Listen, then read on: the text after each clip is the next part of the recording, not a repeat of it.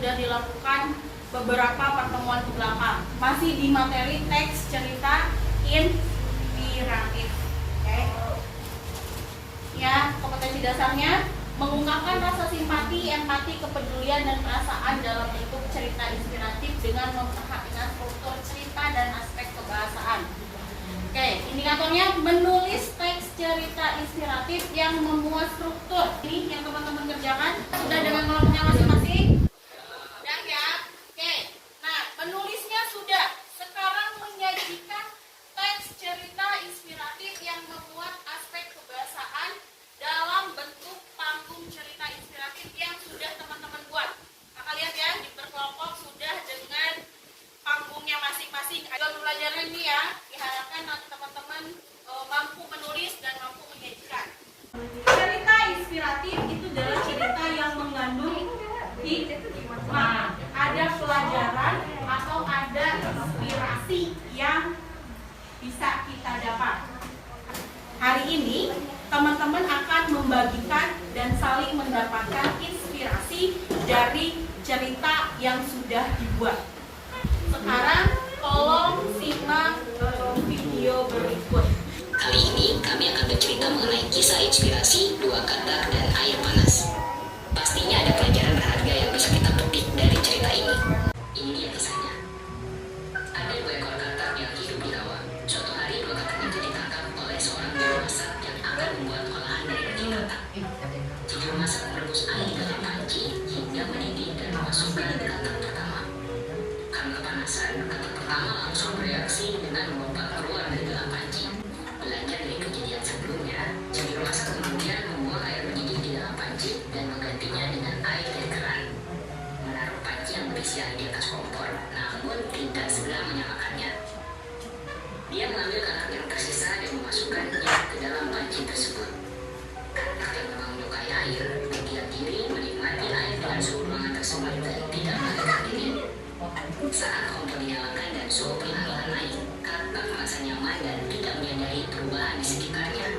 Katak tidak menyadari bahaya yang mengancamnya dan tetap berdiam diri dengan perubahan di dekatnya.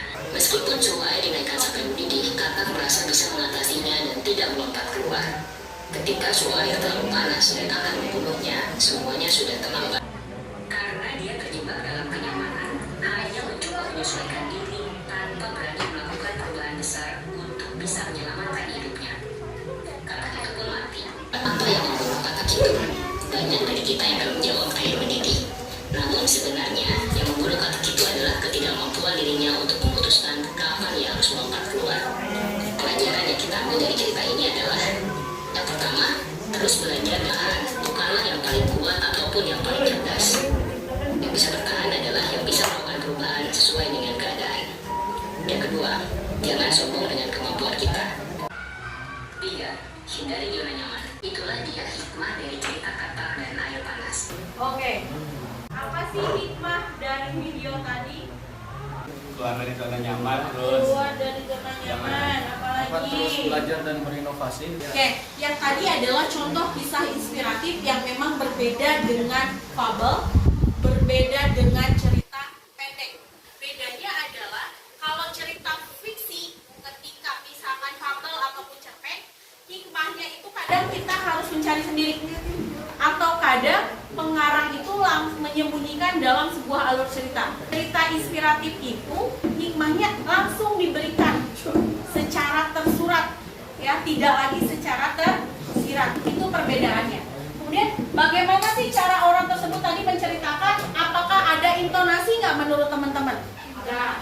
Ada mimik wajahnya nggak yang terlihat? Itu lagi kata wajah singkatan, walaupun yang berbicara tidak tampak, tapi kita bisa lihat ekspresi dari si tokoh. Itu penting dalam sebuah penceritaan.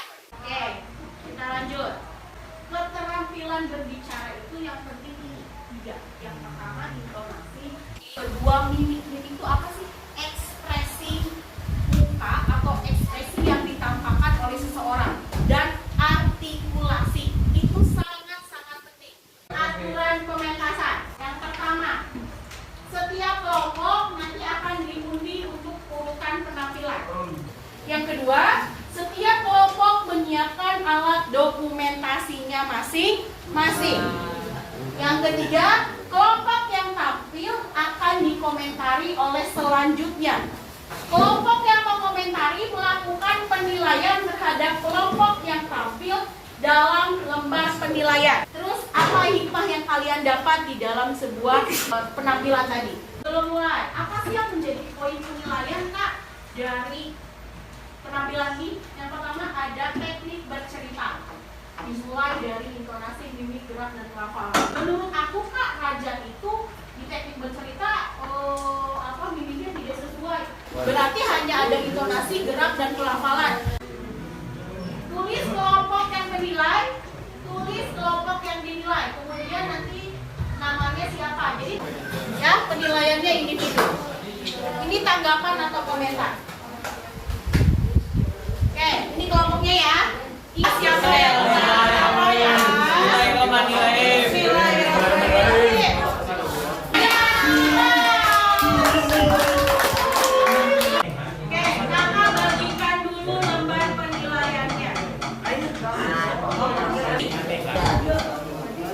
tampilkan kelompok IBA.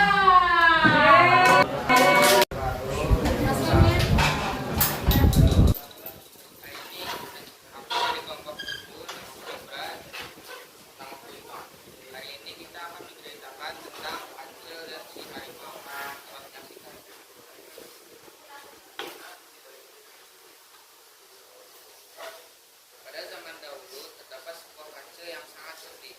Ia menggunakan kecerdikannya ini untuk mengatasi segala hal masalah yang ia hadapi. Suatu hari saat kancil sedang berkumpul, tiba-tiba seekor harimau menghampirinya. Hehehe, maksudku sampai. Siang ini aku dapat makan kancil yang jadinya sangat enak.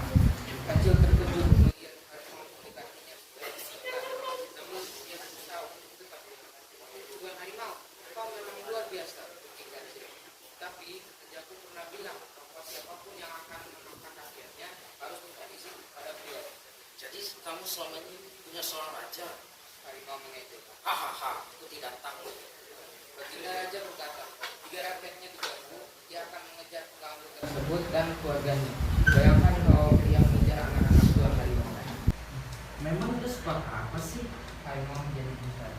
Rajaku sangat kuat, tapi rendah hati. Tidak ada binatang lain yang bisa mengikuti. Beliau pernah mengalahkan gajah. Saya tidak percaya. Aku tidak percaya sama kau kancil. Kata harimau dengan Awas kau. pihak harimau yang dari dalam sumur. Kemudian kancil meninggalkan sumur itu dan berjalan dengan senang. Dan sang harimau tidak akan mengganggu dia lagi. Terima kasih sudah menyaksikan. Hikmah dari kita ini, kita harus selalu kreatif dan pantang menyerah seperti si kancil. Kita tidak boleh sombong dan keras kepala seperti harimau. Assalamualaikum warahmatullahi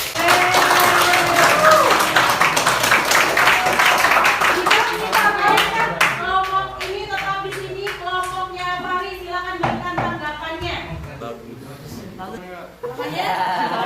Oke. Intonasinya Ibang dapat nggak tadi? Dapat. Kalau Ibang gimana intonasinya? Dapat. Ada intonasinya nggak? Ada ya? Ada intonasinya. Coba Fahmi dan Pasya kelompoknya gimana tanggapan tentang properti yang disiapkan?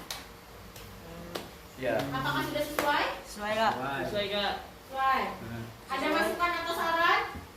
Udah. Sudah bagus? Oke, sip. Terima kasih kelompoknya Ibang dan Ibra. Oke, alhamdulillah kegiatan apa tadi ya? Kampung cerita inspiratifnya sudah selesai. Tepuk tangan untuk kita semua. Kalian keren-keren ya dalam membuat properti. Kemudian kita simpulkan apa sih yang menjadi kendala dari teman-teman melakukan proyek ini.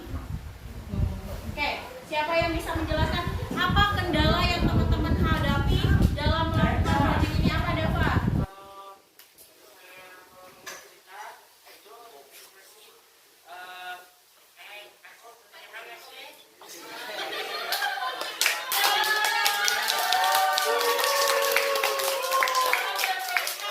Ada ekspresi dan intonasi.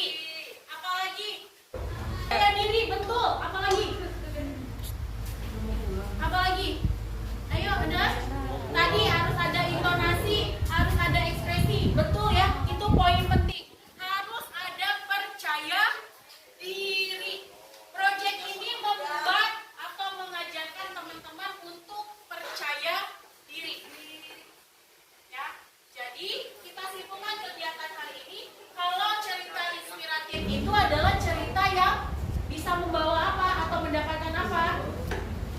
Cerita inspiratif itu kisah yang membawa apa?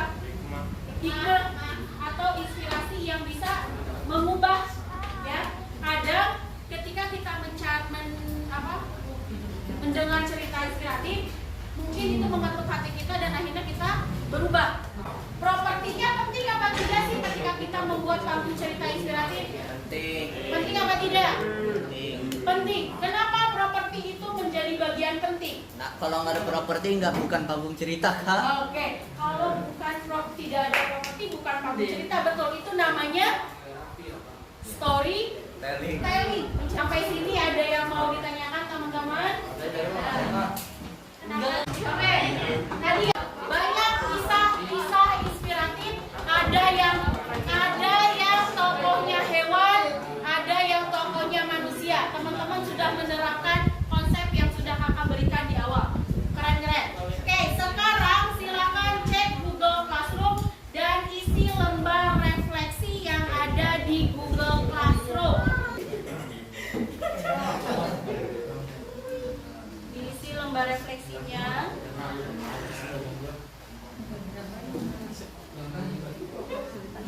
Disimpan lagi HP-nya. Sekarang kakak mau tanya, apa kendala teman-teman dalam project ini? Kendalanya membuat jalan cerita. Oke, yang lain? Cuma ada 2 orang doang, Kak. Iya. Ada 2 orang doang, orangnya kurang. Oh, orangnya kurang, kelompoknya kecil gitu maksudnya. Oke. Capek, Kak. Capek orang gitu, satu lagi lah, 3. Oh, iya, oke. Oke, kendalanya teman-teman ini jadi bahan evaluasi kita ya. Jadi ini untuk bahan perbaikan kita ke depannya kalau ada project lagi